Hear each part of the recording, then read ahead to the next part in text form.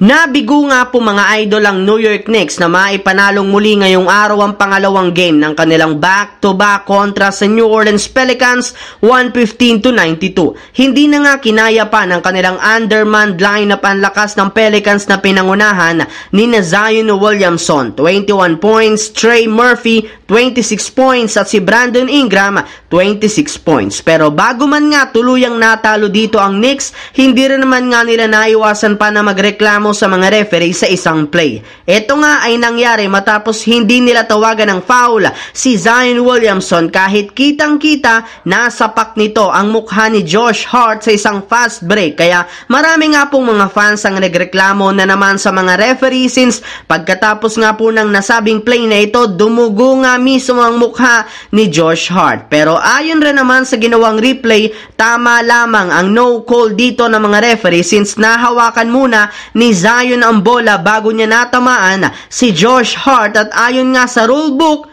hindi nga ito matatawag na foul. Kaya mukhang nabawian nga ngayon ng Knicks matapos silang makaligtas at manalo kahapon kontra sa Detroit Pistons dahil sa nagawang pagkakamali ng mga referee. Samantala, dito naman sa ating pangalawang pag-uusapan sa balitang nawala nga po ang angas ng laro ni Jordan Poole dahil kay Draymond Green. Naging maganda nga sana ang simula ng Washington Wizards sa kanilang laban kontra sa Golden State Warriors matapos silang maagang makalamang. Sa katunayan na, maging ang kanilang player na si Jordan Poole ganado at agresibo pang maglaro simula nang ipasok siya off the bench. Ngunit hindi rin naman nga nagtagal. Bigla na lamang nga pong nawala o lumamya ang laro sa kalagitnaan ng laban simula nang ma-intimidate siya sa presensya ni Draymond Green. Siyempre, naging sobrang passive nga po ng laro nito sa tuwing binabantayan siya plus ilang open shot rin naman nga ang kanyang namintes. Kaya sa huli nagawa pa nga po ng Golden State Warriors na makuha ang easy win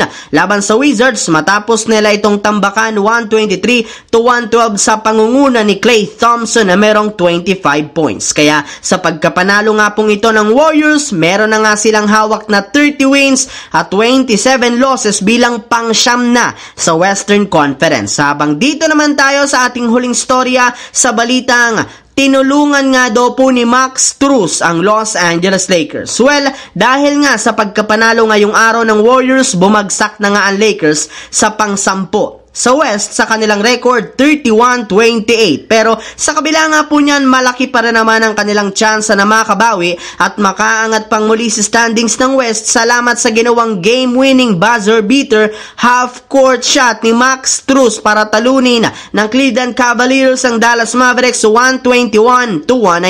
Well, grabe nga po ang naging epekto nito sa kalagayan ng Lakers since sa pagkatalo nga po ng Mavericks ngayong araw, bumagsak na nga sa 33 wins, 25 losses ang kanilang record bilang pang-8 sa West kung saan 2.5 games lang naman ang kalamangan nila sa Los Angeles Lakers. Ibig sabihin, may pag-asa para naman ng Lakers na makahabol at umangat pa sa standings basta't siguraduhin lamang nila na mananalo sila sa kanilang mga susunod at natitirang laro ngayong regular season. So yun lamang mga idol ang ating bagong video ngayon dito na ating pinag-usapan ngayon. Once again, this is your J-Zone TV. Don't forget to subscribe at syempre pindutin ang notification bell sa akin channel para lagi kayo maging updated sa mga videos na pinapalabas ko.